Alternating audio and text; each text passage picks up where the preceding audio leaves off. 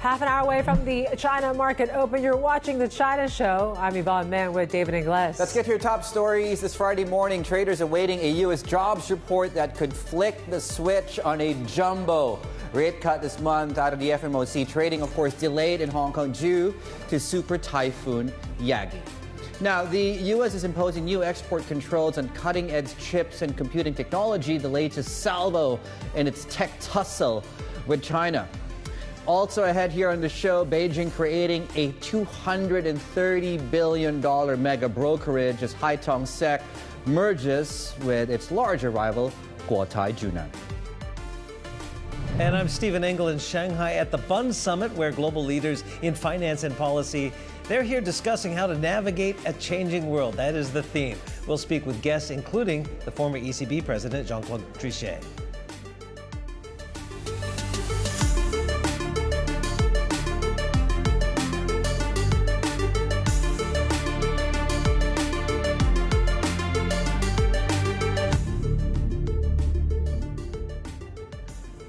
All right, we're finally here, this make or break moment. Dave and I survived a typhoon to come into work just for the jobs day today, right? Because of what's come here. Rain, now, jungle boots, it's not that and bad everything out there. But yes, keep in mind, Hong Kong morning trading has been shut due to this super typhoon. We're watching very closely what goes on when it comes to these markets. And yes, we are bracing for that U.S. jobs report. Will it trigger the same sort of growth scares that we saw in the last July print as well? We're expecting some sort of moderation, Dave, so at least maybe that might stabilize things a bit. And then again, you're seeing pressure in stocks, you're seeing pressure in the dollar leading up to this U.S. jobs report. We're talking about a 143 handle for dollar yen right now. You have the likes of JP Morgan that's basically saying add to these yen longs before this U.S. jobs data. They're forecasting, along with Citigroup, a 50 basis point Fed cut this month as well as in November. So they're part of the I guess, the deeper cut camp, but for the most part, most are expecting maybe 25. But yes, you certainly watched the jobless claims number, and that certainly didn't bode well as well to what we might see later on here today. So that's why you're seeing when it comes to Treasury markets, yields are taking up just a little bit here in the U.S. two-year yield. We're still trading around 373 here this morning after this massive movement and bond rally this week that we've already seen. Stocks also heading for one of the worst weeks since July for Asia as well. We're watching Brent. So OPEC did make that move to postpone that oil hike by 2 months, but still not enough to really do much in terms of these reversing the steep losses that we've seen in oil. Brent is down more than 5% this week. We're seeing a little bit of stabilization at $72, but we're still set for the worst week in over 6 months. And it's been down for the 8 of the 9 weeks as well. Iron ore seeing a rebound in Singapore as well. And U.S. futures are quite in the red here this morning. Let's take a look when it comes to the dollar, though, because that certainly is where you're going to see overnight volatility has spiked up. So there's a lot hanging on what could happen to the dollar. Already poised for pretty some big swings after this jobs report. You're basically seeing overnight vol back to levels that we saw of March since that whole kind of small bank crisis back SVB, March SVB 2023. and the like. So certainly there's signs that maybe we could see a lot of big swings. Jeffries is saying, look, the risk reward is swinging in favor of a dollar rally because the market is leaning very short right now on the greenback. That creates a risk if we do see a beat on that payrolls a number. Take a look when it comes to the setup to China here. To keep in mind, we talked about Hong Kong is shut at least in the morning. We'll see if we see an afternoon session here today. Futures are pointing a bit flat. But interestingly enough, we talked about the bond market, right? So there was news from traders that we've been talking to that the PBOC might be selling some bonds here right now. And dollar China, 708 this morning, Dave. Yeah, it's official. We don't have a morning session right now, so we're 4 minutes past 9 o'clock, and that typhoon signal rate is still up. Now, just keep in mind, though, if we do get this extended into right afternoon, then the rest of the trading session will be effectively canceled. So weekend did come early, if that is indeed, of course, the case. Right, as we go into the session today and have a look at the agenda, no Hong Kong trading, as we were just pointing out there. We are getting some lines that are coming through out of the former PBOC governor talking about how, I think this is the key thing here, is that he hopes the GDP deflator will turn positive in the coming quarters. In other words, when will inflation start to pick up and come back in the coming quarters? According to the former PBOC governor here, there needs to be a proactive fiscal policy and still accommodative monetary policy, I guess, indicative of where policy direction and guidance will be. I wonder when we'll get the next Friday surprise out of officials there in terms of low rates. Who knows when that comes, right? Yeah, a 30-year bond sale today. We have 54 billion CGB sale, 2054 bonds, and of course Li Chang. And we just showed you Steve, of course, who is in Shanghai, will be speaking, is set to speak, the premier, at the Bund Summit. And, of course, any further updates on the weather here in the city. But back, of course, to the big story here. Yeah, we talked about what the market is leaning towards when it comes to maybe these jumbo-sized cuts now. And I think you had the ISM data overnight, you had jobless claims, you had the JOLTS data just a day or two ago. So certainly that doesn't really show that things are looking better in terms of the labor market, that maybe cracks are starting to form. So certainly the estimate is for 165,000 jobs added. That's still better than what we saw in July. And we saw what happened after that July jobs report last time. It really sent markets heading south.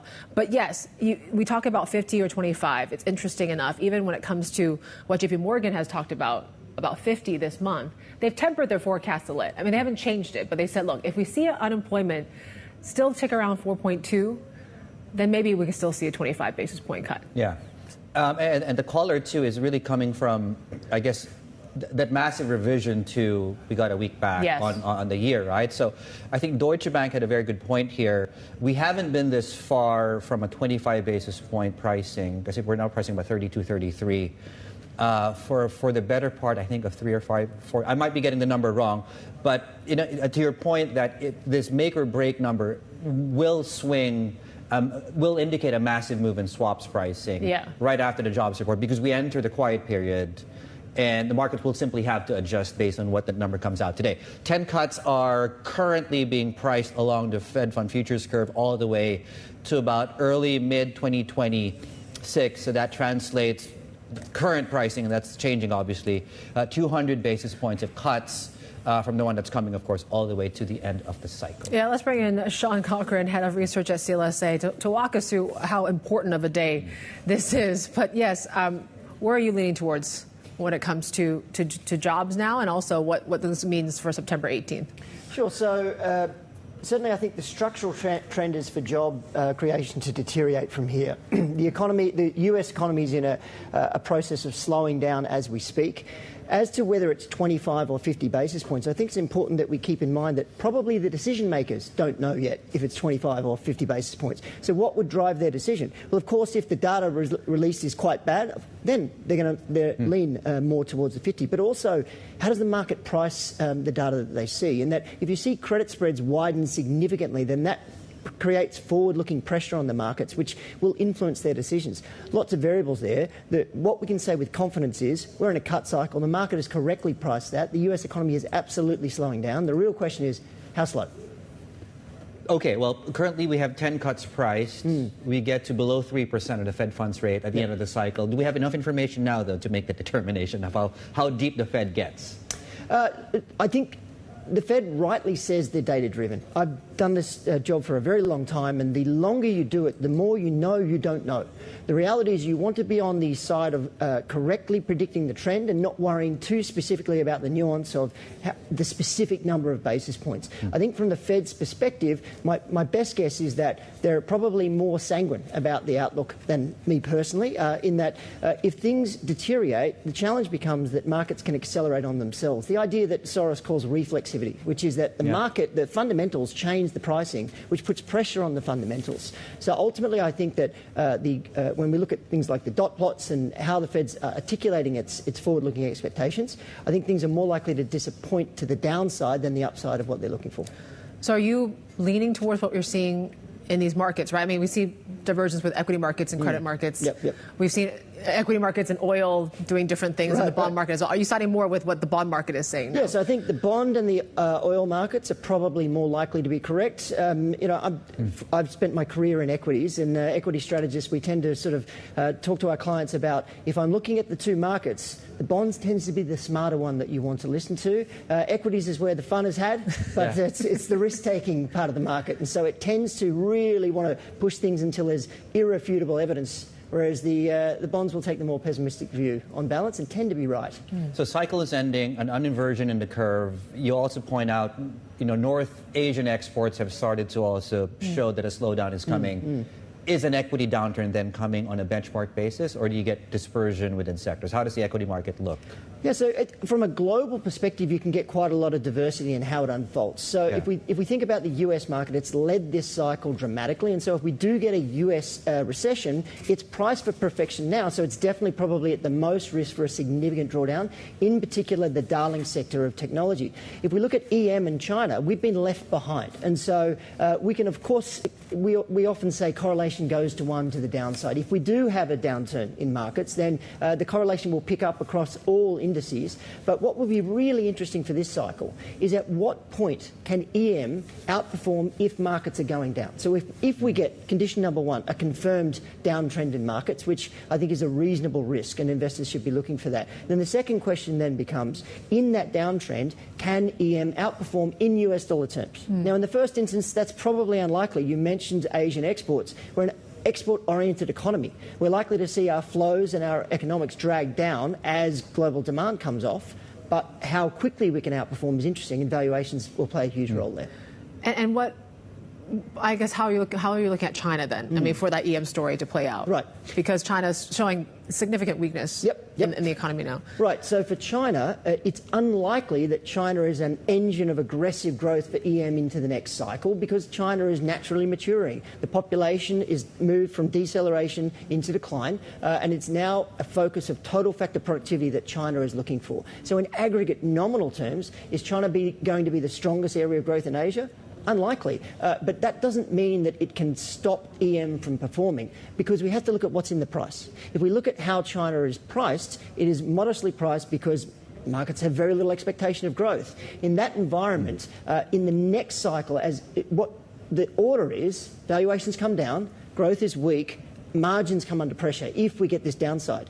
When that reverses, margins go back up, valuations go back, it can all rise. EM gives you this leverage to that with the young, growing populations. China can move in sympathy to that and has a lot of valuation protection in order to help it come along with the sector, with EM, without having to drive it.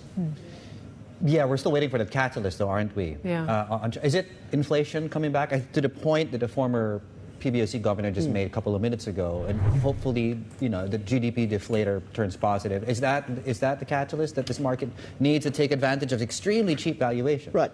I think in general the market would like to see a number of things. I mean, inflation would be a sign of nominal growth, which would be a confirmation of that growth expectation the market is looking for. There's also hope for some sort of stimulus that can get the market going. I think that's less likely. Certainly, the policymakers will support the market, no question, but aggressive stimulus, we've talked about this in the past. I've rarely believed it's likely, and it's still unlikely in my view. They're reluctant to create too much debt in order to create growth.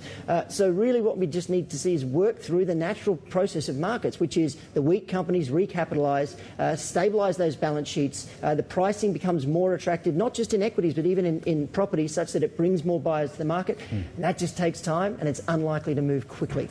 And the advice around Chinese equities, be patient for how long? So timing is extremely difficult. Strategists, the golden rule, give a target or timing, dangerous to give both. But the reality is that's our job. We need to try. Right. So from our perspective, because I have this negative lens of the risk in equity globally, what I'd suggest is absolute returns are probably ahead of us. And over the next 1 to 2 years, I think equities will probably do poorly. That sets up a buying opportunity. I think that China can probably start to outperform US dollar markets within about 6 months of a downturn if it's confirmed. And that the point at which China begins to outperform is your confirmation that the absolute returns are coming. The longest it should take is 2 years. Does it change the playbook on how you look at stocks and how you cover stocks right now? I know CLSA has a new approach to this. Can you tell us a bit more about how you are modeling all this? Sure. So it's not specifically about China, but it certainly relates to exactly the point about that dichotomy between the short term and the long term, and how do you really make money? The biggest challenge is in the long term, markets are actually fundamentally predictable. So if I take valuations and I look at a market at a whole scale, say the US market, for example, on a 10-year view, valuations are highly predictive of how they'll perform. So, for example, on our models, we find that the correlation of the US market performance on a 1-year view and valuations is less than 20%. So it means we don't really know what the market's going to do on a 1-year view, which is why strategists have a very hard time coming up with accurate targets. But on a 10-year view, the market is 86% correlated with valuation. So we have a very clear idea. The challenge is, how can one be patient? This is how Buffett has built his fortune. Yeah. And so what we're trying to do is we acknowledge the market needs short-term signals. We acknowledge that people are trying to beat the market on a 6 to 12-month view. We'll continue to do what everyone does in providing short-term views. But we want to temper that and augment that with long-term perspectives where the data is very clear. We have insights and edge if we can put both together. But how do you do that when they tell you, they give you opposing signals? You know, a good example in this Chinese market is, and I'm not going to name, you know, a sell-side analyst, but effectively what you've had in the last 3 years was, we'll keep our buy recommendation, but at lower and lower target prices. So if you listen to that, at some point logic has to kick in, and it's like, well, what do you mean? Yeah, so yeah, square that circle. That's perfect. So it works on both sides of the turning of a cycle. So the challenge becomes that the typical equity analyst will take a view on a 12-month view, and traditionally they're going to be more likely to be positive than negative because markets tend to go up the majority of the time, and they tend to looking for a typical equity return somewhere in the vicinity of 10%, and a buy might be double or more of that. So that's the trap that we get caught in, is just that presumption that everything's the same. Where they're most wrong is towards the peaks of the cycle and at the trough of the cycle, and that's exactly what we're trying to do. Because if I take a long-term view, then I know, for example, that the US is very expensive now. That means that on a 10-year view, I'm confident that the US will not produce great returns, but on a 1-year view, very, very hard, but it gives me a way to have the courage to be less aggressive at the top. The same in reverse. I can assure you that if we do get a negative outcome, there'll be a collapse in expectations. The key thing is to keep that long-term perspective, to get aggressive when that opportunity comes. We could be here forever. This is a fantastic topic. Let's do this again, Shaun. Thank you so much. Shaun Cochran, their head of research at CLSA. And by the way, next week will be the CLSA, the big conference, of course, taking place here in Hong Kong, the 31st Investors Forum, and a range of voices, some of which on your screens, including, of course, integrated insights on, well, the U.S.-China chip war. That's on Monday. Keep it here, of course, as we look ahead to a big week next week, of course, for the bank and the brokerage. And just in time. Hopefully they'll make it in town before this typhoon. But yes, looks like things are clearing up already. But you take a look when it comes to renminbi reference rate. It's another day of a 709 handle here today, so really reflecting that strength we've seen in the renminbi. And we are seeing a third day of gains for China here this morning, 708.74. This is the China Show.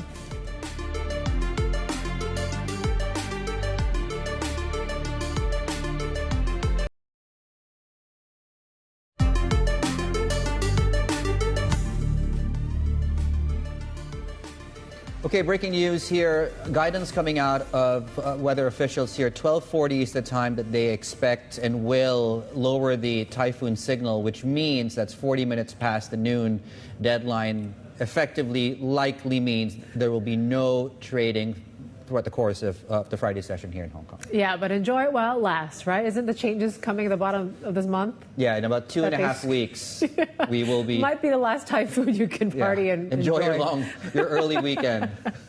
Okay, well, at least you have time to mull over this big deal that's taking place. So you have two of the biggest, or not two of the biggest, you have two large state-backed brokerages in China merging together, creating this new industry giant. Min Min Lo is here to talk us through, of course, what we know so far about this deal, Min Min. Yeah, so this is Guotai Junan and Haitong Securities, two of the largest brokerages, partially owned by Shanghai State Asset Administrator, looking to merge in a share swap deal. It's still pending regulatory approval as well as approval by board members and shareholders. But if it goes ahead, then it will put the total assets of these two companies to 1.6 trillion yuan, which would then put them above CITIC Securities as the largest brokerage of the country. And this comes about a year after President Xi had told regulators at a financial conference to nurture top-ranking investment banks in China to compete with Wall Street banks expanding into China. That's after Beijing had liberalized the sector to allow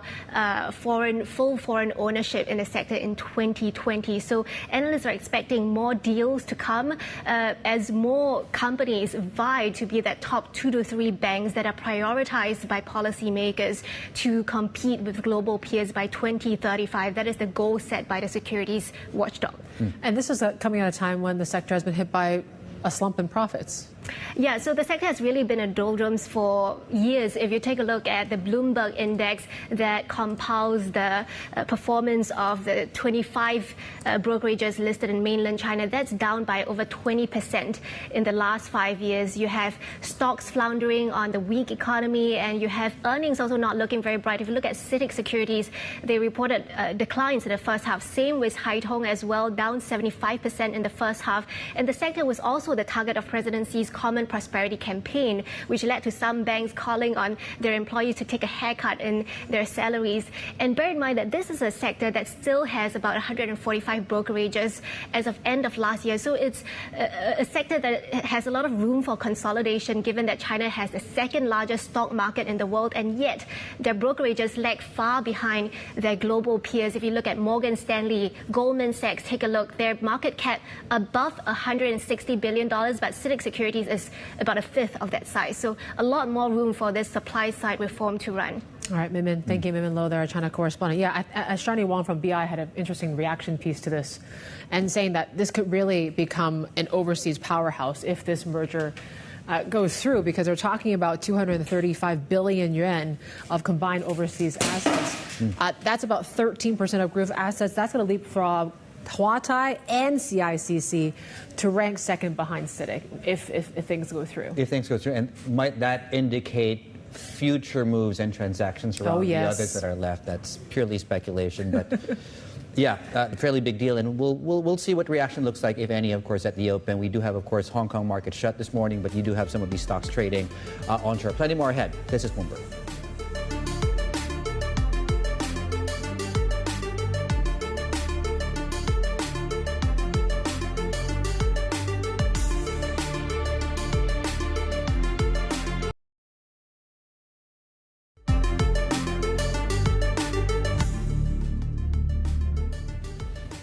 Okay, an update on the weather, and that's a live look at Hong Kong, of course. And as you can see, maybe you can, there's some semblance of the parting.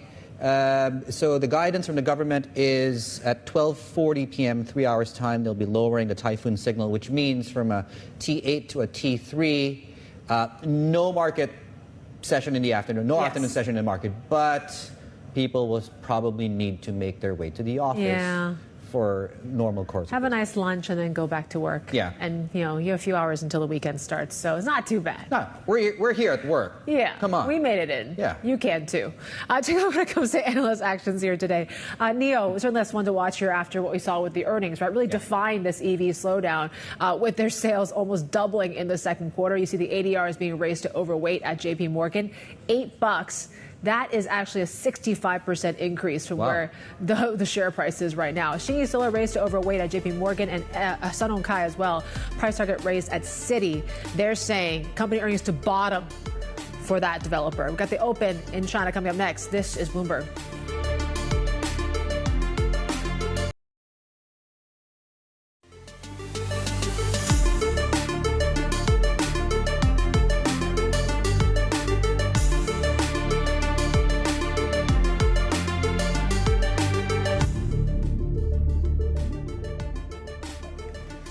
Happy Friday. You're watching the China show. We're counting down the open of one market at least, which is China here. Hong Kong markets are still shut, and we did get confirmation that they might be lowering that T8 to a T3 later on, so 12:40. So likely this afternoon session is probably going to be suspended as well. But then again, we're taking a look at what's going on with the CSI 300. We're still on track to be one of the worst weeks since July, also set for a third straight losing streak. There, 3 weeks of losses. 3 weeks. That one. And I think we had a gain about a couple of weeks back, but that was almost an aberration. Yeah. The trend has really been down all the way from about June or so. So the prices on your screens coming up should be slightly above where we were midweek, where we were flirting with, the lows of Feb, but we're just slightly above those levels as we speak. A tenth of 1% to the upside right now is the open on the CSI 300. What is, though, seeing some upside, and this is really a more macro story, is really where you are in the Chinese currency, the onshore rate, which hit a 16-month high of 708 yesterday. So we'll see how that performs, of course, today. In case you missed it, there is no Hong Kong Open today. There will be no morning session. There will likely also not be an afternoon session. So stay tuned, of course, for weather updates. But given the latest guidance coming out of the government here in Hong Kong and officials here, 12:40 is when that T8 becomes a T3, signal 3, which means that for the rest of the day, no more trading. But for, I guess, others might have to make your way back to the office here. Okay, there's a big deal in town. It's a share swap deal, I believe. Guotai Junan and Haitong are coming together. We have a fantastic big picture piece on the terminal that talks about what this might mean for the industry. Unchanged both onshore. Midea Group, that's an interesting one because they had a big decline yesterday. And based on some of our sourcing, we could actually see next week the book building process begin for the Hong Kong listing, which, if some of the numbers are any indication, will be the largest listing, Hong Kong listing, by a Chinese firm in about 2 years or so here in the city. So we'll look ahead forward to that. And of course, what the pricing looks like, it might be, of course, a big discount to where we're trading onshore. Capricorn is a tech company. It's a software developer. One of the big decliners, in fact, the biggest decline on percentage basis yesterday, seeing some upside today on the CSI 4.3%. Right, as we were pointing out earlier on, 2054 bonds will be auctioned out today, CGBs, and we're looking at, I think, 54 billion and such. Let me just get my numbers correctly here as well. We're looking at the 30-year yield now, 2.32%. And a look really at the intraday too on this, please, if we can. And of course, some of the traders that we've spoken to as well indicate that some of the bonds that the PBOC owns are starting to be sold. More on that in a moment. I'm just going to correct myself and look at this government bond auction. Okay, here we go. Yeah, 60 billion renminbi of 2054 bonds will be, and we should be getting initial indication of demand in about an hour or 90 minutes from now. So stay tuned, of course, for that coming up. As you can see, though, the bond rally continues with these yields year to date, and the move substantially lower, of course, from the start of the year. Yeah, the Chinese 10-year did hit that record low in yields just last week. So certainly, or this week, I should say. So certainly there is some chatter among traders that they're hearing that the PBOC is selling some of these bonds in the secondary market, and which they just bought actually recently as well. So in some signs here that maybe we're seeing more signs of intervention here, and you're starting to see really, at first it was really just rhetoric and I think talk of trying to reverse this bond rally. Now you're seeing some more action being played out as well. We're marking some lines that are crossing here from Yi Gang here, the former PBOC governor, speaking at the Bund Summit, I believe, and he says that China should focus on fighting deflationary pressure now, and they should emphasize nominal economic growth rate, and they should deal with the real estate market. So it seems like the former governor pushing for maybe more stimulus on that front. Let's get to our chief North Asia correspondent, Stephen Ingles. He's there for us in Shanghai. Steve, set the scene for us.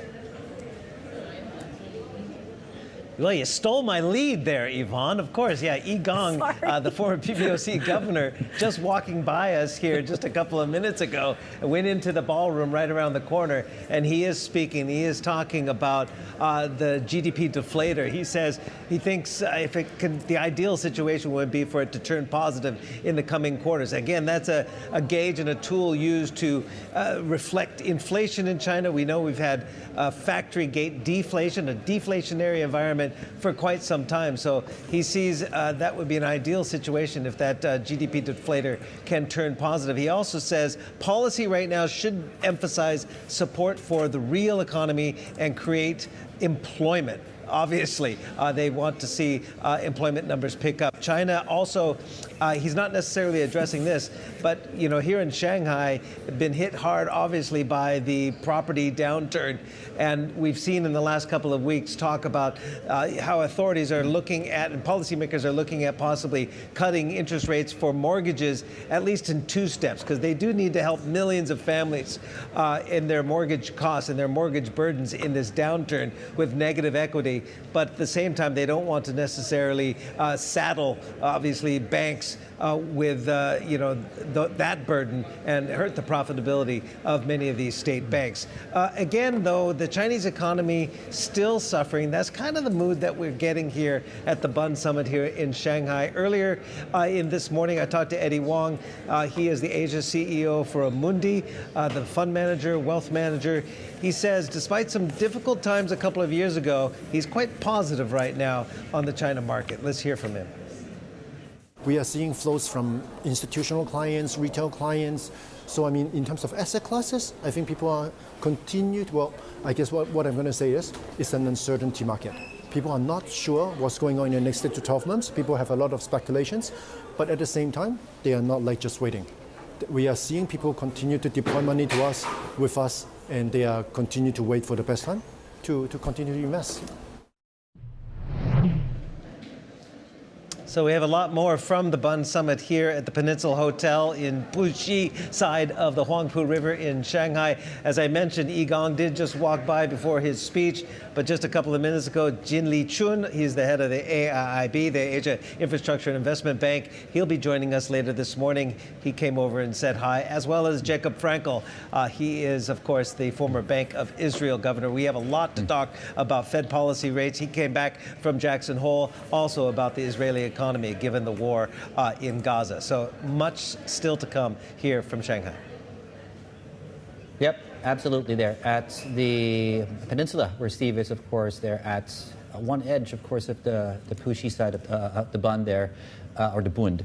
Chief North Asia correspondent Stephen Engel there, of course, on the ground for us. And some top corporate stories we're tracking for you today. 7 & I says it's informing Couche-Tard that the Canadian company's buyout offer is insufficient. The Japanese operator of 7-Eleven stores has revealed that the offer price was $14.86 per share. That's representing a market value of almost $39 billion. Well, that was a premium of 21% when the proposal was disclosed. It's now below a recent one-year peak that was seen in February.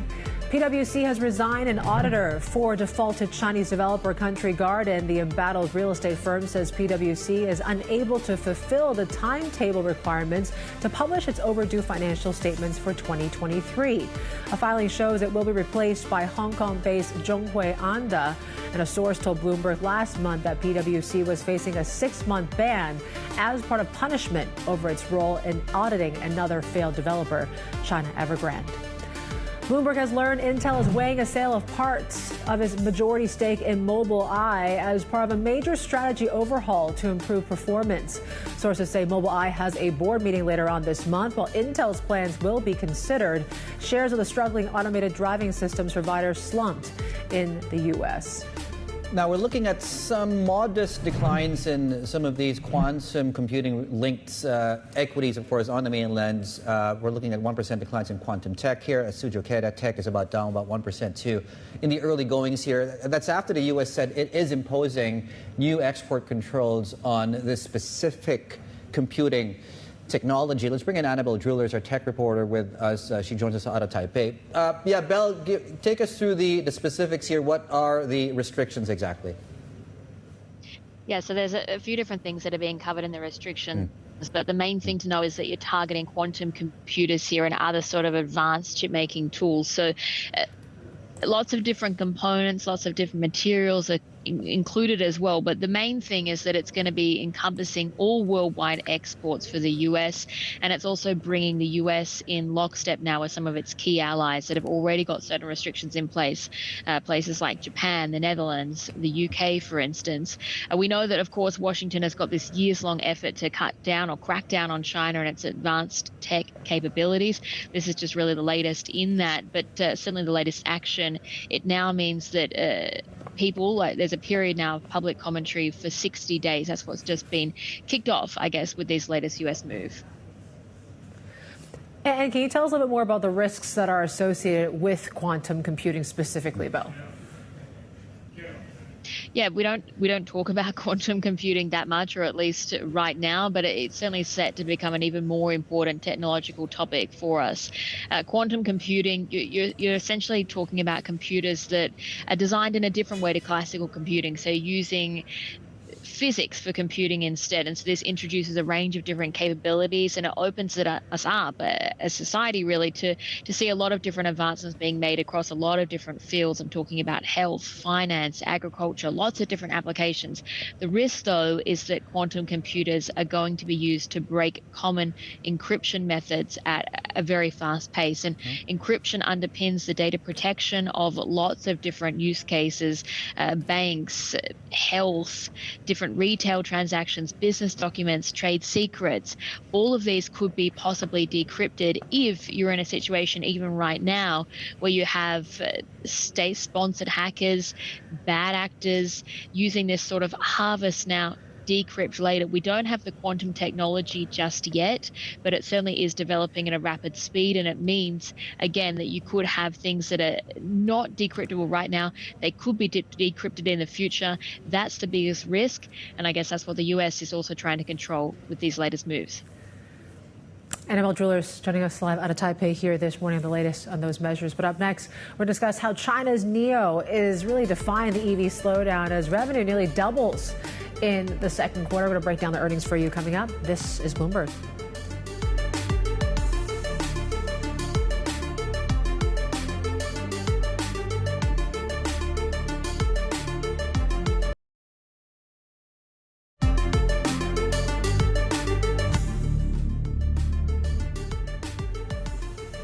Right, just a recap of earnings now, and we're checking in on a couple of mixed earnings reports out of Greater China. So on one hand, you have EV maker NIO saying that revenue almost doubled in the second quarter, defying this EV slowdown.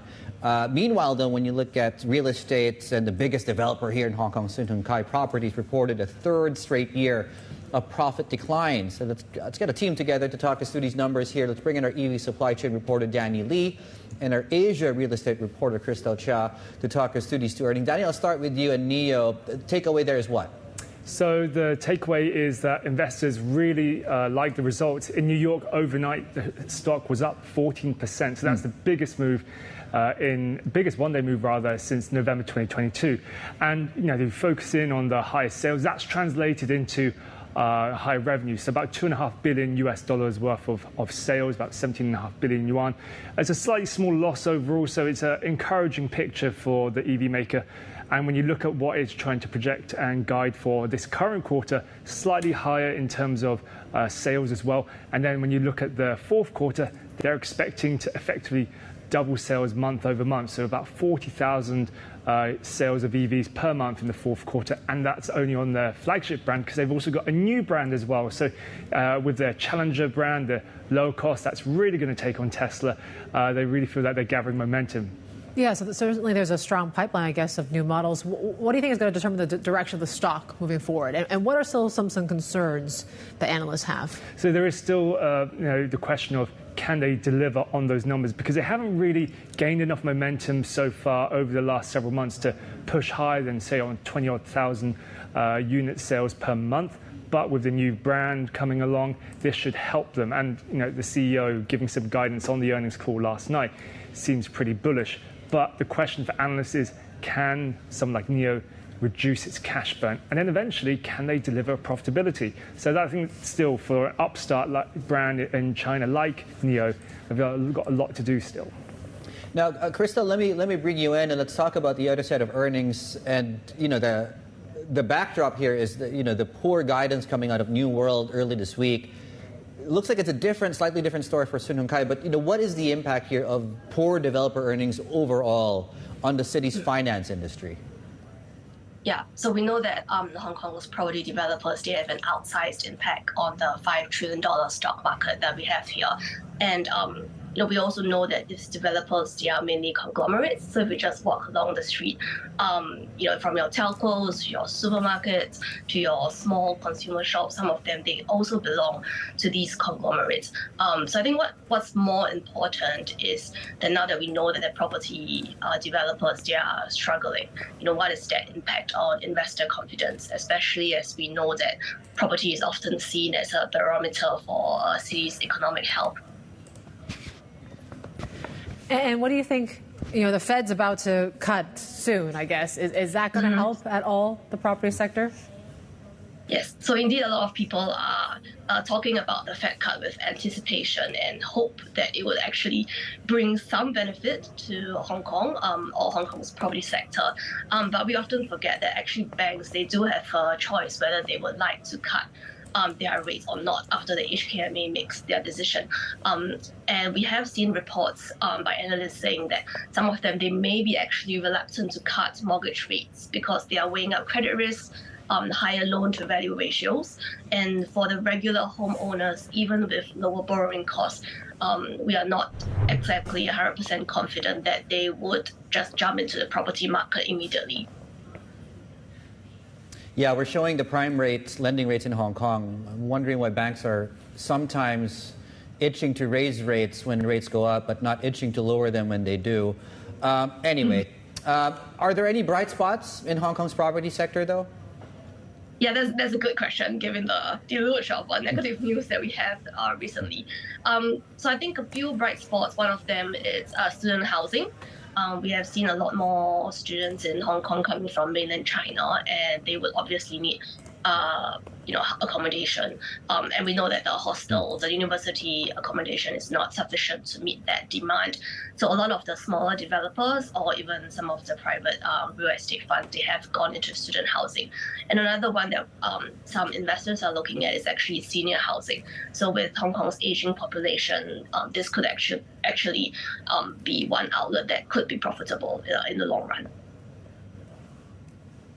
All right, Crystal, thank you. Crystal Chow there with a breakdown of course, Sun Hung Kai and what this means for the overall property sector in Hong Kong. Of course, you get an insider's guide to the money and people shaking up the finance hub in our Hong Kong edition newsletter that's out every Thursday. You can sign up through the Bloomberg.com/newsletters on the website. You can also read the latest edition of Open House. Crystal wrote this one today regarding the sale of a luxury development in Hong Kong at a time of a property downturn. Yeah. Okay, yeah. Coming up as well here, and the other big take too is this, we'll discuss how China's embrace of a stealthy strategy to manage its currency is exposing the nation's banks to billions of dollars of potential losses. That's ahead. This is Bloomberg.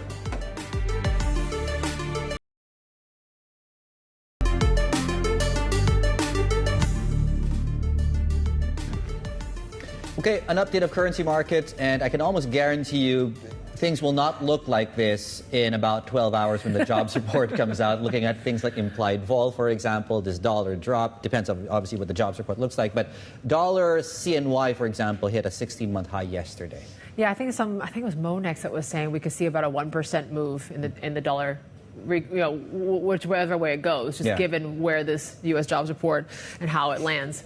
Certainly, the U.S. we're watching 708 for dollar China. That is a pretty good 16-month high, you said, for the renminbi right now. And really, you're starting to see China embrace this sort of stealthy strategy to manage its currency. And it's actually exposing the nation's banks to billions of dollars of potential losses. For more on this is our big take. Let's bring in our Asia FX and rates reporter, Tanya Chen.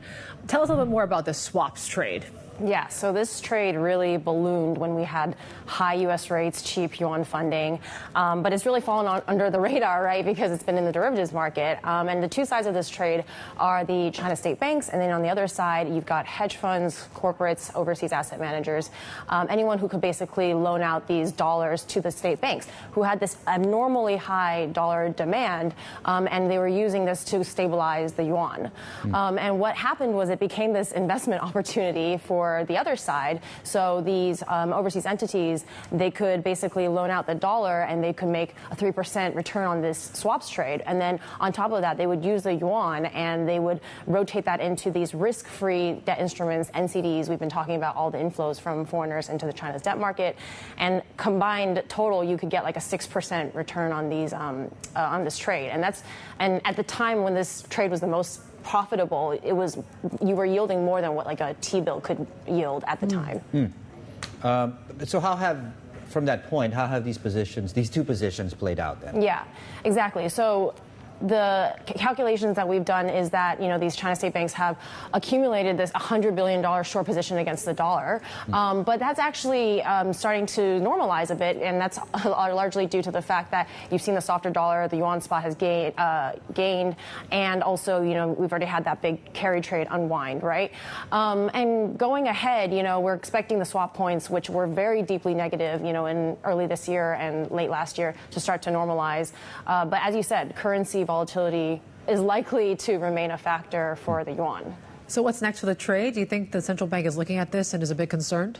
Yeah, I mean, I think that the experts we've spoken to believe that this trade is going to continue to play out. And that's because I think China needs shadow intervention tools like this because it needs to have that big arsenal, and they don't want to dip into their FX reserves, especially as you have this like tariff risk and the election risk kind of still looming large, and the deflationary pressures on the economy. So for China, I think this trade will continue to play out.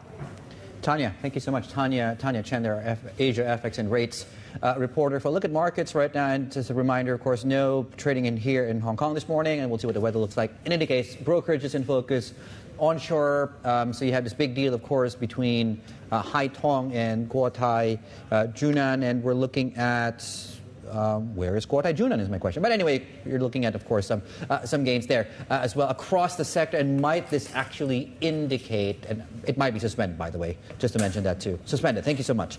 It might be an indication that it's more to come, I guess, is speculation there. Mail and benchmarks are trading like this. And within this, of course, we are still on track for a weekly decline, although things are a lot more stable right now than they have been really in the last 2 weeks or so. Volumes have picked up, which is, I guess, is a good thing. Not on your screens is also this downdraft we're feeling and seeing still within the metals space like zinc and steel. More on that in a moment. Yep, coming up in the next hour, we're going to hear why Standard Chartered Bank expects further upside when it comes to gold prices. We're still hovering on that 2,500 level as we count down to that jobs report. Plus, we'll speak exclusively with the Ripple CEO Brad Garlinghouse about plans to launch their own stablecoin.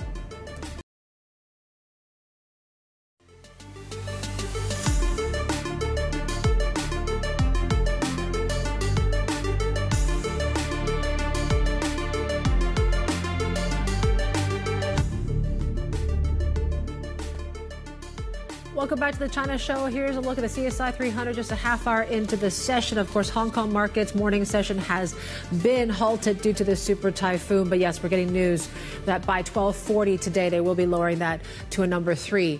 But certainly that still might mean that afternoon session is going to be canceled here today. But there you go. CSI 300 still seeing a little bit of upside here, but it looks like we're still set for another week of losses there. Yeah, it's maybe going to take a few more good days than this really to turn the ship around. And yeah, to Yvonne's point, this is the only representation, I guess, of Chinese markets today because as Yvonne is pointing out, the likely lifting of the T8 signal will come too late for the afternoon session, but it's not too late for many of you still waiting at home, probably getting your email from HR to make your way into the office. Sorry for you, but you know what? We've been here. You got to sleep in. Come on. You got to sleep in, yes, and pretended to be working, some of you. You know who you are. 30-year yield. In China, 2.36% was the yield on the last auction. We get the auction, of course, at a 60 billion renminbi of CGBs. The 709 right now on dollar. China 708 was the 708 handle was the onshore rate, 16-month high there.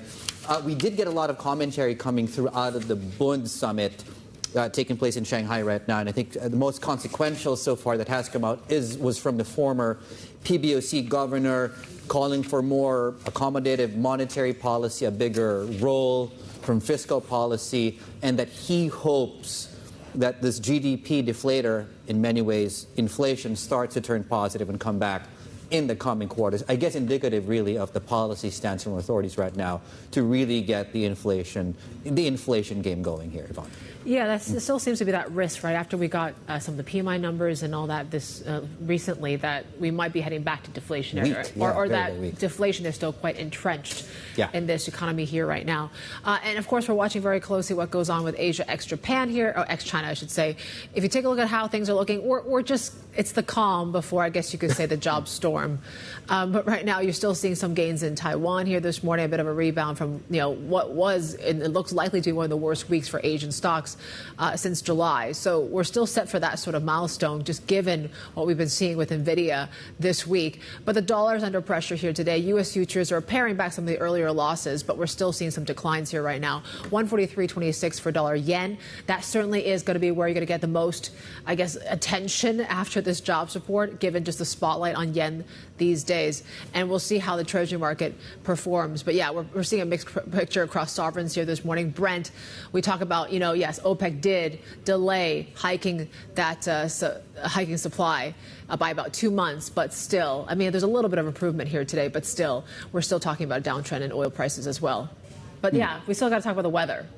I mean, yes, it looks like we could be on course for a happy Friday, early weekend. Early weekend for some of you. So 12:40 is the guidance from the government. 12:40, so 40 minutes after noon, and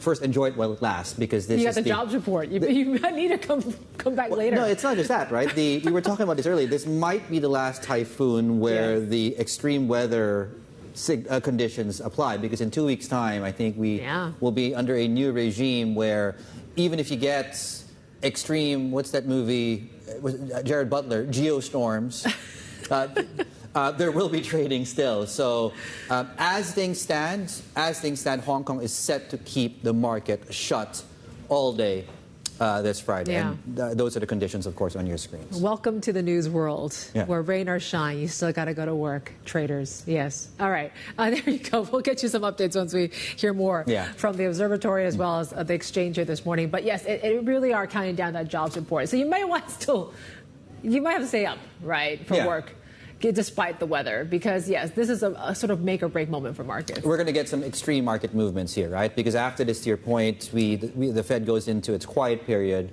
and I can't remember the last time where the betting has been so far between a normal sized cut, 25, and this close to maybe a 50, with a consequential economic report coming up, and then that quiet period happening. So in many ways, what this one shows.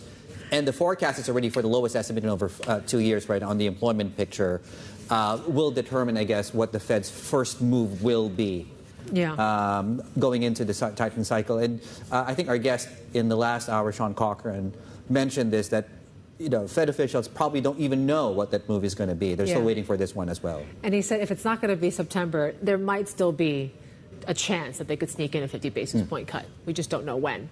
But you have the likes of JP Morgan, you have the likes of Citi that are actually putting their money where their mouth is and saying, look, September 18th, we might actually see that 50 basis point cut.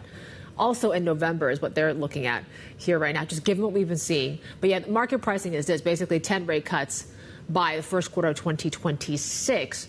So how much more of the market positioning are we going to see, right? Dollar's already been down quite a bit.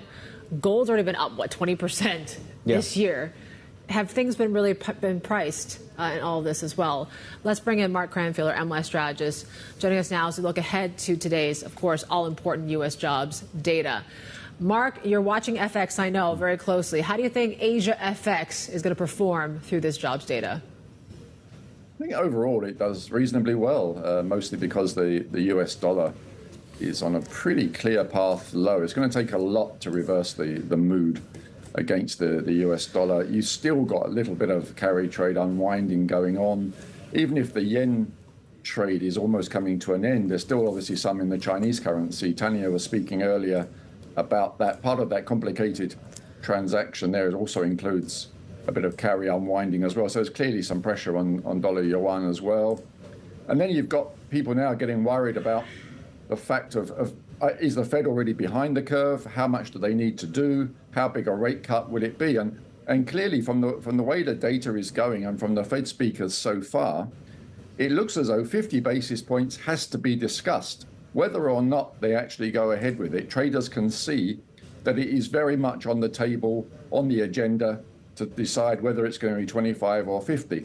Now, what makes it a little bit more interesting today as well, and especially for the US dollar, is that after the US employment report comes out, we have two Fed speakers. We have Mr. Williams and Mr. Waller. They will give their comments after the data. That's quite unusual. So they will give an early read. Not only will traders be able to interpret the data, they will get to hear from two key Fed people as well. So you're really going to have a very volatile session as people start to digest what it means. And we've even had one Fed speaker this morning suggesting that he sees the labour market, some concerns about the labour market, which may mean that he's already seen the report and he's worried about it. That's why you saw the dollar sell off a little bit this morning and equity futures go through the lows that we've seen this week. So there is a lot going on here for traders to digest. But one thing's for sure, the price action after the jobs report today will be pretty erratic. We could be swinging around on the numbers themselves and then what people hear from the Fed speakers afterwards. Right. And Mark, to your point, we're looking at, so Fed fund futures currently are pricing in 35 basis points of cuts for September 18. Swaps are pricing in about 33, 34. I guess the question there is, are traders right to be looking at or pricing a jumbo rate cut? And what do you think happens to this pricing after that jobs report? To your point, it might be all over the place. If we get anything like the last one, where it was the unemployment report itself, the unemployment number, that was the one that actually caused the havoc in the market because the rate went up to 4.3%. Now, at the moment, projections are that it won't be much changed. So people are not really prepared for the jobless rate to increase, say, to 4.5. Now, if that happens, not only will people be very confident that the Fed has to talk about 50 and may well act on it, it won't be long before we're starting to talk about 75 basis points. Because don't forget, during the hiking cycle, it almost came out of the blue. When the Fed finally realized there was a lot more needed to be done to rein in inflation, we saw them jump to 75 basis points increases a couple of times. And that really came out of the blue for a lot of people. Now, they may already be regretting not moving in July. So if the numbers really point to a weak market tonight, by next week, not just 50, we could be discussing 75 basis points for September. Ooh. Oh, Mark, don't go there. Mark, but I think that highlights a very good point, right? Because when we do get easing cycles, equities tend to do well, in the exceptions of very deep slowdowns and recessions. And Mark, I want to get your reaction to one of the comments which came through from Shaun, head of research at CLSA, who joined us about an hour back.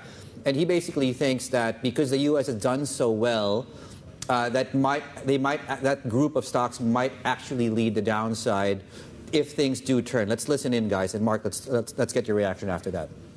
If we think about the US market, it's led this cycle dramatically. And so if we do get a US recession, it's priced for perfection now. So it's definitely probably at the most risk for a significant drawdown, in particular the darling sector of technology. If we look at EM and China, we've been left behind. And so we can, of course, we often say correlation goes to one to the downside. If we do have a downturn in markets, then the correlation will pick up across all indices. Mark, what do you think? He's making a very good point, because the success of U.S. markets has drawn in a tremendous amount of the world's capital. Just look at a company like NVIDIA. For a company to lose $270 billion in one day just shows you that the whole world is invested in a stock like that. So it means that, and as he's rightly saying, a lot of money has not been going to China. So much bigger allocations to the United States. Now, if you throw in a weak dollar into that scenario as well, the exodus could be pretty ugly, because not only are people trying to get out because they want to preserve equity profits, they want to get out before the dollar collapses. So you could have a double whammy where it wouldn't take too much to turn it into a pretty nasty scenario. Mark. Thank you, Mark Cranfield there, MLS strategist joining us out of Singapore. Still ahead on the China show, StanChart sees further upside when it comes to gold prices as it holds above that 2,500 level. We got Suki Cooper telling us why next. This is Bloomberg.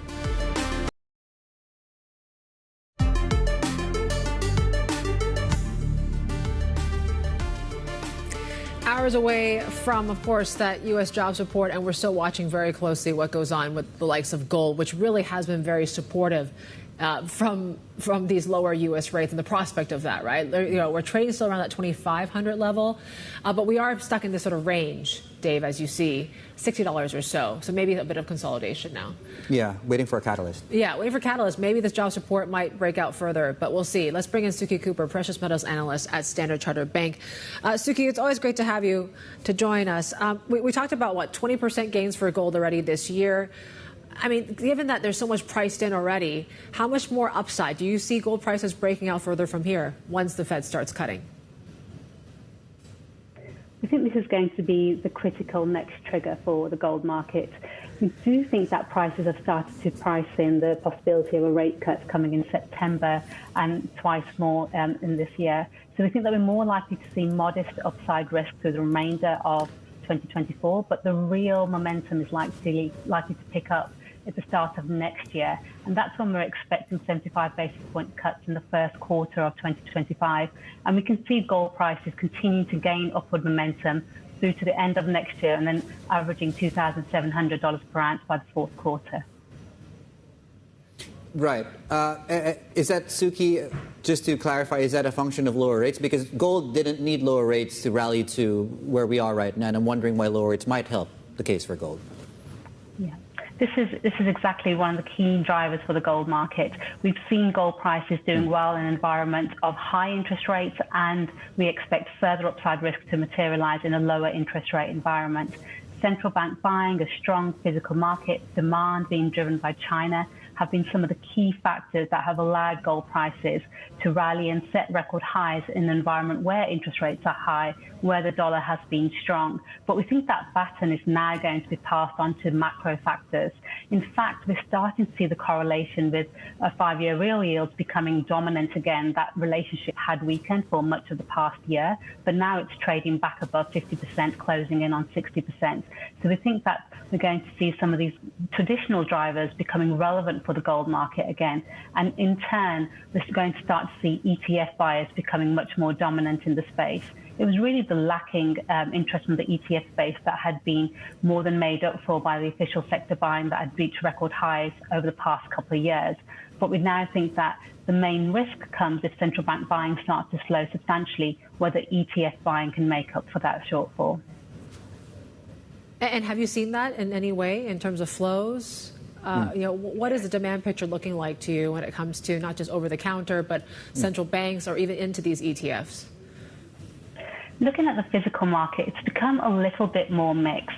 China had been one of the elements where we'd seen such strength for much of this year. In fact, the Shanghai Gold Exchange premiums are trading at elevated levels even when we had moved out of that seasonally strong period for consumption. But now we're seeing that some of that physical demand has started to weaken in regions like China, but demand has picked up in other areas like India, and we're now entering a period of seasonally strong consumption in India, whether it's been driven by festival-related buying like Diwali or the wedding season. And that import duty rate cut that we had on the 23rd of July has been a big factor that has stimulated demand again in India. So some elements have remained strong and they should continue to strengthen, but there are other areas where we're seeing some softening. But if we look at overall official sector demand, the last 2 quarters that have been reported have continued to paint quite a robust picture, but some of those reported flows have slowed down. So it's changing, but I think the big change at the moment is coming from the ETF space. We've had 12 straight months of net outflows, but last couple of months we've started to see inflows. They're modest just yet, but we think that ETF flows tend to follow those traditional macro drivers. So once we do start to see rate cuts, we would expect ETF flows to gain momentum. Suki, with the prices doing so well as they have this year, a lot of our guests here in the show have pointed out that, the allocations to precious metals like gold have almost become semi-structural in nature. And I'm wondering, from your perspective, are you seeing new buyers hit this market, and what types of funds, if you are seeing, what types of funds have started to really allocate more into gold? There has been somewhat of a change. Historically, when we look at the ETF breakdown, we tended to see much longer dated appetite there, typically like pension funds, and they had held onto their allocations in ETFs for a longer period of time. They were your typical resilient, sticky, longer-term buyers. But what we've seen over the past couple of years is some of those holdings have been reduced, and we've seen many new names coming into the ETF space. And yet their resilience is to be tested, because we don't know whether they'll be as lengthy holders as some of the previous holders were. But they do look like they could be a little bit more nimble. Certainly the holding patterns that we've seen over the past 12 to 18 months suggest that they're more nimble. So that does cause some area of concern for whether the gold price upward momentum could be retained. But given the fact that the gold rally at the moment is building off a very strong base, and by that I mean in terms of the official sector buying and some of the much more broader-based physical demand, that has meant we have a much more elevated floor for this gold price to rally from. I think if the concern that we see in the gold market is that if the ETF buyers don't return and we start to see some of that official sector buying slow down, that's when we could see gold prices tailing off, even if we have a lower interest rate environment. But at the moment, we've seen that the central bank buying has remained quite robust, so we're likely to see a much more solid floor for gold prices to rally from. Suki, I'm sure you get this question a lot. I mean, there seems to be such divergence in these markets, right, where I still see U.S. equities are still doing quite well. The Dow still at a record, S&P, I think, heading into a fourth month of gains. I can still get a T-bill for yield. That yield could be about 5% or so. Why still buy gold then, when other parts of the market are still doing quite well? Gold has really proved over the past couple of years that it's an asset for numerous drivers. It's not just diversification. It's not just an inflation hedge. It's not just to be held when the opportunity cost is low elsewhere. So it's proved to be an asset that many investors want to continue to hold in their environment, in their portfolio, when there's uncertainty in the broader environment, whether it's geopolitical risks or whether it's uncertainty around broader financial markets. And I think the unknown factors that have unfolded over the past few years have encouraged a number of investors to want to hold gold within their portfolios. If we look at tactical positioning at the moment, it's quite elevated when we look at gross long positions, and shorts are very light. So it suggests that tactical investors are still very reluctant to short gold, but they do want to be able to have some exposure to gold.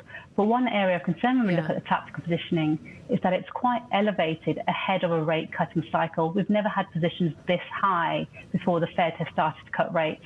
And that's one of the reasons why we think that we could see prices a little bit more range bound in the near term.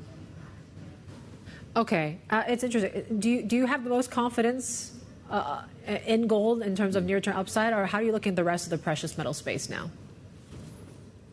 In terms of being driven by a numerous factor, gold is one of the metals that really stands out. It's still has continued support in terms of the physical market, and now the macro environment is unfolding very favorably for it. But over the longer term, and by this I mean beyond 2025, we're more likely to see upside risk materializing for, say, the silver market, where we think that the industrial component will become a key driver. But even for platinum, over the next 2 to 3 years, we think we could see more upside risk. But if we're looking on a 12-month horizon, then perhaps gold is the market that has greater upside risk, given that the macro environment is now looking more supportive, whether it's in terms of the dollar or whether it's in terms of global interest rates. Suki, thank you so much, as always. Suki Cooper there, precious metals analyst at StanChart. And thanks for staying up, by the way, for us. The U.S. Imposing new export controls on cutting-edge chips and computing technology, and the latest salvo in this tech tussle with China. The details in that story just ahead.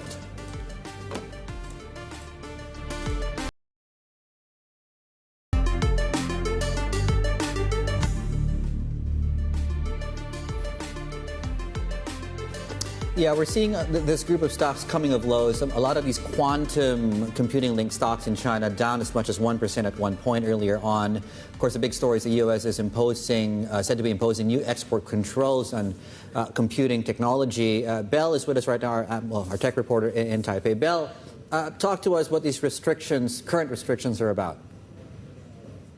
So it's all about trying to restrict China's advancements really in quantum computing. And I'm just going to get to sort of what is quantum computing to start.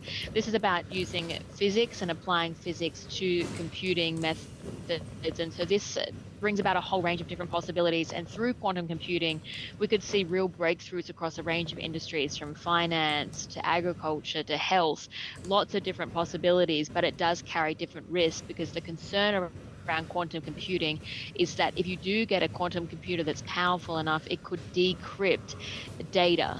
And that really brings up lots of different risks from that, because you can use the encryption, or we use encryption for all of our digital data to store all of our digital data. So if you can break that, you can listen to people's conversations online, you can listen to people's emails, you can change ownership records, all sorts of possibilities that could be used by bad actors. And this is the concern here and the risks that are associated with quantum computing.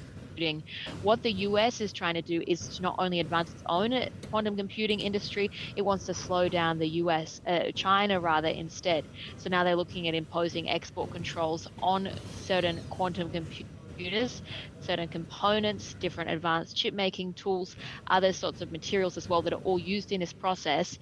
Again, it's about really this giant space race or tech race that we see, and now it looks like it's moving to quantum computing as well. All right, Annabelle. Thank you, Annabelle Jewellers, with the details of what we could see on some of these curves here. Coming up on the China Show, we're going to talk to the Ripple CEO, Brad Garlinghouse, about changes in the company's strategy as it prepares to launch the Ripple stablecoin. Sherry Ann's going to bring us that interview coming up next. This is Bloomberg.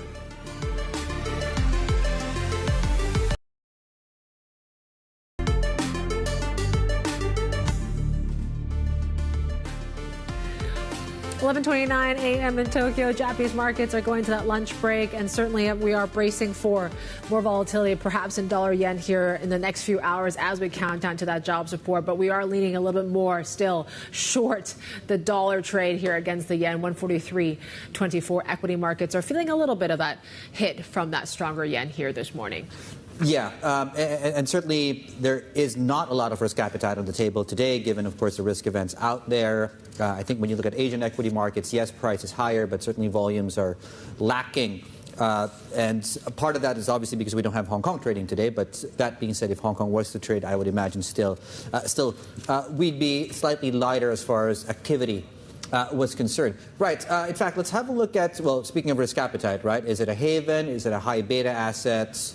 We're talking crypto, we're talking Bitcoin, 1 month low, I believe, at about 56.7 as we speak. And certainly when you look at the options market, you're looking at bets maybe a bit more skewed to the downside right now that have emerged around the price. In fact, let's further the crypto and Bitcoin conversation and get it over now to our co-anchor for the Asia trade. Sherry An is in Tokyo for us with her next guest. Sherry. Yeah, thanks for having us. So I'm here with Brad Garlinghouse, CEO at Ripple. It's great to have you on this side of the world. It's great to be here. And you're coming here with sort of good news, I guess, for people who have been following what you do. You could be launching your stablecoin a bit faster than most people thought. Well, we've always been kind of consistent that we're going to do everything we can to launch this year. Everything Ripple does is in conjunction with regulatory approval, licensing, and so a key issue that we will continue to make sure we are partnered with U.S. regulators before we go live with the stablecoin. We'll first issue it, we expect, in the U.S., but we think there's opportunity for stablecoins globally. And certainly Japan, as you, I think, probably know, they approved some legislation a year ago that came into effect this year. And so there's a process underway now to do stablecoins here in Japan as well. Yeah, I want to talk about that. But when we're talking about the U.S., we're talking about a matter of weeks for this launch. Yeah, our expectation has been to move as quickly as we can. Some people, I think, thought that might be the very end of the year. We won't know for sure until regulators say, yes, we have the green light. But we're optimistic. We acquired a company called Standard Custody, which had a New York DFS trust license. And there's a process you go through to kind of transfer that and how it's going to be used. We've had a great partnership with the New York DFS, Department of Financial Services, through a BIT license we've had for many years. And we'll continue to partner with them and work through that with them before we go live. Tell us a little bit about the use case. How does this really differentiate from your token itself? Because that's also been talked about, a payment system, right? Right. We've always used XRP, the digital asset that's kind of native to our technology stack. We've used that as a bridge asset to transfer money across borders. What we have found is that stablecoins, particularly U.S. dollar stablecoins, has gone from a pretty small market to today it's about $170 billion worldwide. And people think that may end up being 2 to 3 trillion in about 5 years. Given Ripple's place in the payments infrastructure, as well as a trusted brand partnering with financial institutions and regulators, we felt like there's an opportunity to enter the stablecoin market as that market continues to grow. We already have used stablecoins in our payment flows for certain corridors, depending upon whether you're going to the Australian dollar or the Philippine peso. Certain corridors, it's more efficient to use a stable coin at times. So we always use what's best for the customer, and we decided to go live and build our own stable coin, and excited to get live with that this year. Thinking of building a stable coin here in Japan, I mean, you said that the regulations here were clearer, but at the same time, is it more of a conservative market, no? You know, I think Japan has been a more conservative market in some ways, but I actually think that in some ways is also really healthy. Japan, more so than some countries around the world, leaned in early to provide regulatory clarity and passed legislation, both about stablecoins, but even further back, I think 2017 or 2018, the FSA here in Japan issued clarity and a kind of a taxonomy, a framework for how different cryptos would be regulated. And that has really allowed, I think, entrepreneurship and investment to thrive here in Japan. Now, as compared to the United States, which has really been behind, certainly Japan and the UK and behind Switzerland, there's a lot of countries that are leading, and Japan has been in many ways one. That's not to say they haven't been conservative about the regulation, but I think that can be really healthy. As long as there's clear rules of the road, entrepreneurs will work within them. So if you're imagining a stable coin in Japan, what's the time frame? Well, I think right now, Ripple in particular is focused on let's get live with the U.S. dollar stablecoin. Okay. But I think there will be, people will want to hold yen stablecoins, and I think that's only a matter of time. And I think the regulators here in Japan, again, about a year ago, passed some legislation around that, and there's some companies going through the licensing process right now to get live. A lot of the companies that are involved in this space in Japan are larger corporations. Is that sort of a concern, not having the smaller, innovative guys take the lead? Well, I think what you're seeing is some of the bigger guys partnering with the smaller, innovative companies. Ripple, way back in 2016, partnered with SBI, one of the largest and most successful banking conglomerates here, and really across a lot of financial services here in Japan. And that's been a really successful partnership for us and for them. So we feel like it makes sense to when you enter some of these markets to partner with some of the bigger guys. And that's true in Korea, that's true in Japan. Depending on what market you go into, we try to figure out what's the best way to enter. Especially here in Japan, we've talked about regulation being a bit more clear, but also the government has been very active in setting those regulations. At the same time, we're headed towards a presidential election for the ruling Liberal Democratic Party. Do you have any views on the potential that this market could change? Well, actually, while I've been here in Japan, I've met with regulators, I've met with the FSA, I've met with elected representatives, and what I've heard consistently is a desire to lean into these technologies.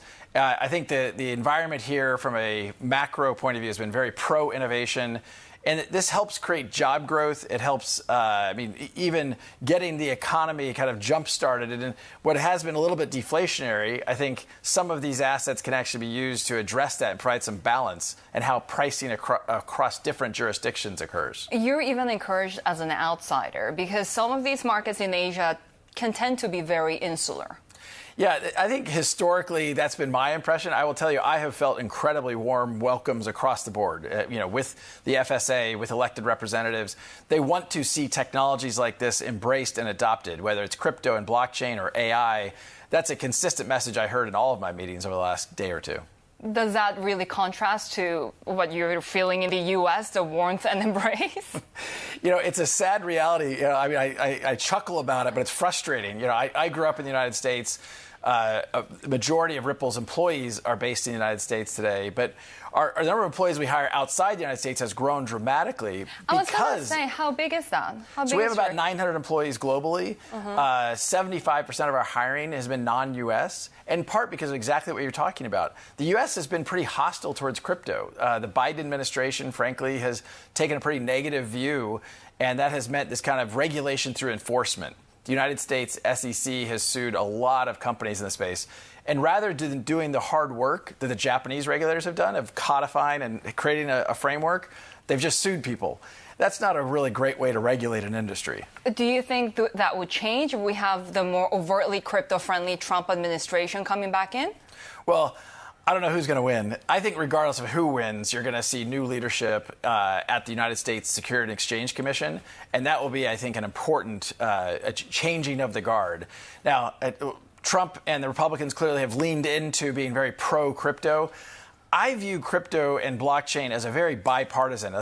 You shouldn't care about a technology depending on what party you're from. I think being pro-innovation and pro-job growth makes sense on both sides of the aisle.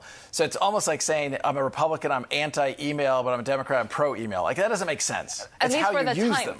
At least for the time being, though, given that there is that lack of clarity, given that, they're pro and anti-email, yeah, no U.S. IPO.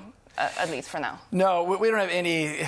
That's not our horizon. We're frankly very lucky to have a very strong balance sheet. We've made acquisitions. We bought a custody company last year for $250 million US. We've done stock buybacks to our private shareholders.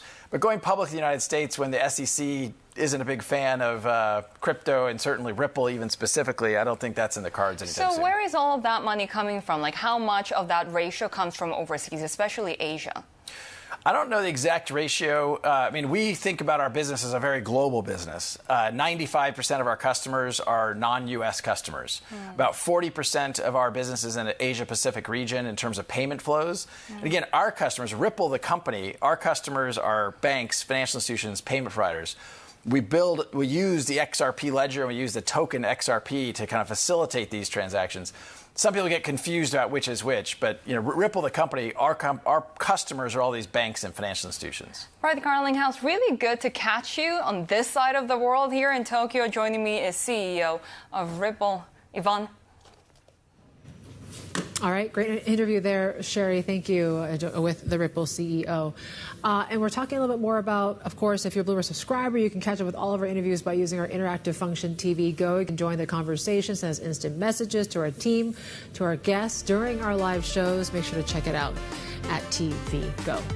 Right, just ahead, the latest on this ongoing potential transaction. 7 & I revealing the offer price from Couche-Tard as it outlines here why it's actually saying no to that takeover bid. Details just ahead. This is Bloomberg.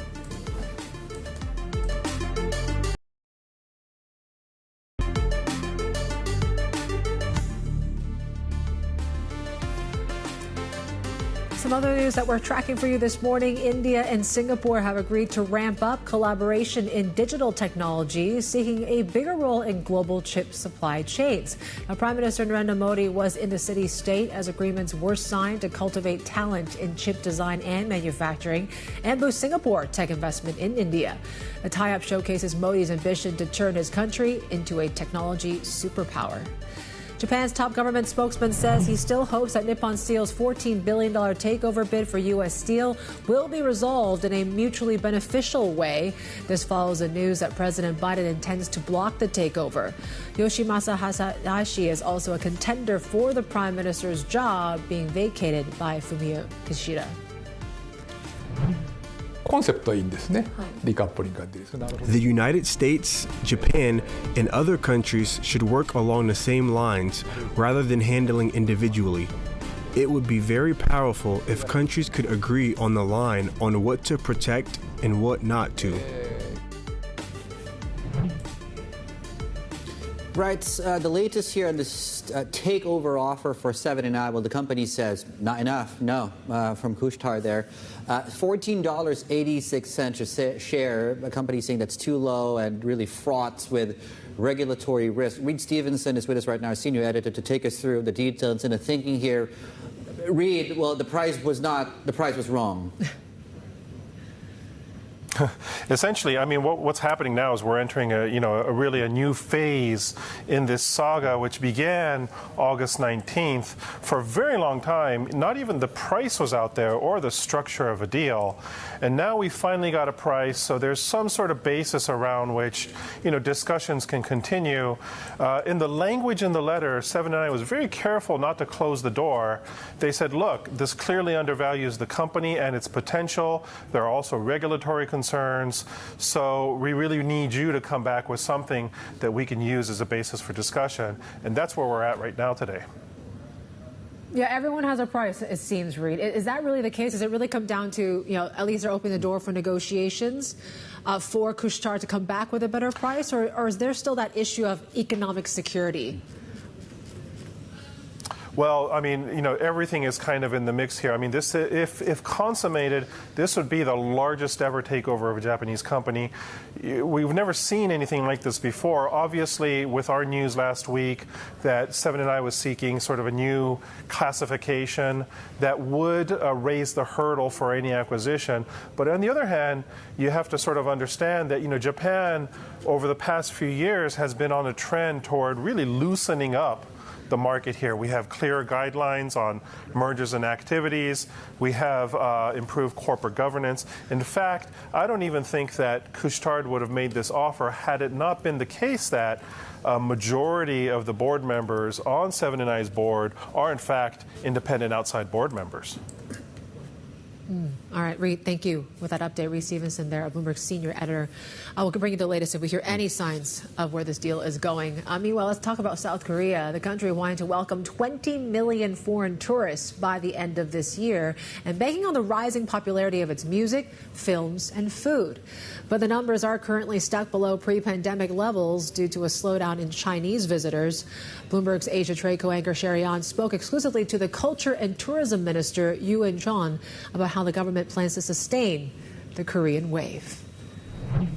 Well, I personally don't think the investment is that large. In fact, I think it's still not enough. From my point of view, I don't think it's the peak of the K-content industry in Korea. I think it's about getting over the hump. So I can see the top of the mountain now, but there's still some way to go. So now I think we need to invest more money and effort and focus investments in developing people. Of course, the economy is not good globally, and the Korean government is also being more austere right now. So we have been spending a lot of money on welfare and improving people's quality of life. We know that we need to invest in culture, but we are cautious about it because it doesn't produce fast results. So I think we invest a lot, but I still think it's not enough. We need to do more. How are you strategizing to make sure that your investments are reaching small and medium-sized businesses? Most of the time, the big global productions are being taken care of in the marketplace. Even if we don't provide any government support, there are already a lot of financial institutions in the US or in other countries, including a lot of global funds, and also in Korea. From our point of view, it's actually the small and medium-sized independent films that we need to invest in, because they give us a lot of room for experimentation, including with manpower issues and other challenges that support the big film industry. There's an invisible added value that comes out of it. We can't see the economic effects right away, but those advantages can have ripple effects. 규모가 커지면서 그리고 K-콘텐츠에 좀 더 How much is the growth of K-content helping the broader tourism industry? 지금 We think it's having a significant impact on tourism because people are curious about Korea after watching dramas or movies, performances by our K-pop idols, or other things like our webtoons or games. And I think people keep connecting with Korea, whether they want to learn to speak Korean or maybe even come to visit. Especially with movies and dramas, many things that we can see, such as makeup, give rise to the beauty industry, fashion, and other things. And Korean food is attracting a lot of attention too. So we're seeing more exports of noodles, kimbap and dumplings. All of this is the power of culture. It doesn't show directly, but it's seeping through. The government is hoping to attract 20 million tourists this year. How close have you come to that? And how much is China's economic uncertainty impacting that goal? 지금 현재까지 한 1,000만 명 정도의 관광객이 We've had about 10 million tourists so far this year, and we're aiming for 10 million more by the end of the year. But I wonder if that's a little bit difficult because it's so hot right now, and it's difficult to move around the world. Still, the tourist arrivals are steadily increasing right now. Chinese tourists are not visiting as they were before the pandemic. It's recovered quite a bit, but the biggest problem we have with tourism now is the visa issue. So if we actually just open up, we would have a lot more people coming. But right now, quite a few countries have some visa requirements. We know it's inconvenient, and it's the Ministry of Justice and other ministries that are managing these visas. So we're still negotiating. We also still lack a lot of infrastructure, hotels, transportation, things like that, to be able to take in a lot of tourists. So we have to overcome that.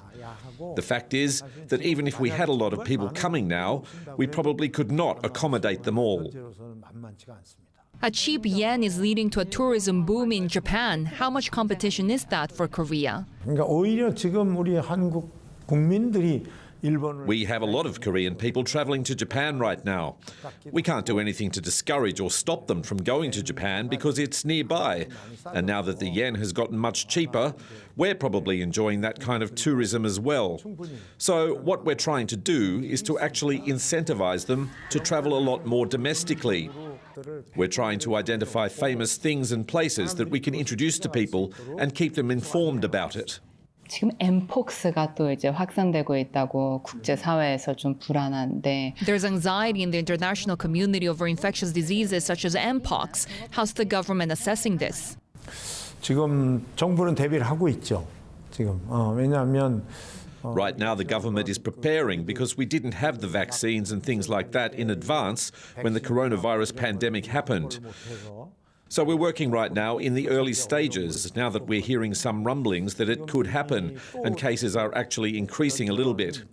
So we're being proactive right now and making sure that we have all the money for this one and making sure that we're prepared. There we go. That was the South Korean Culture, Tourism and Sports Minister In-Chon speaking exclusively, of course, with our co-anchor, Shaun. Plenty more ahead. This is Bloomberg.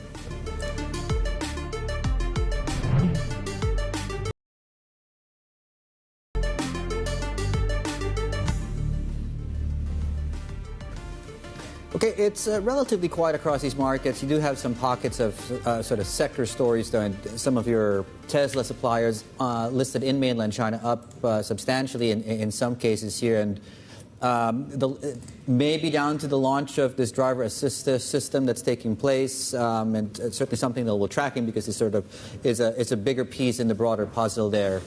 As we head into, well, what at least some of the Tesla bulls are pricing in, and of course, driverless technology, but yeah, something to keep in mind here. The other big story we're tracking here is the move in brokerages in China, given this massive merger between two stocks and two companies that are not trading today, but you are seeing gains in some of their peers here. This Guotai Junan and Haitong deal, which creates a massive brokerage, of course, which maybe takes the industry forward here. Yeah, and does this spur more M&A?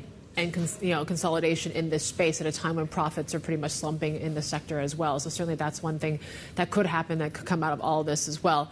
But also creating this overall behemoth there, and BI thinks that could make Guotai Junan and Haitong an overseas powerhouse there. We're watching Thailand markets, though, after what we saw was a pretty massive rally yesterday. I think it was the biggest move we've seen in 4 years.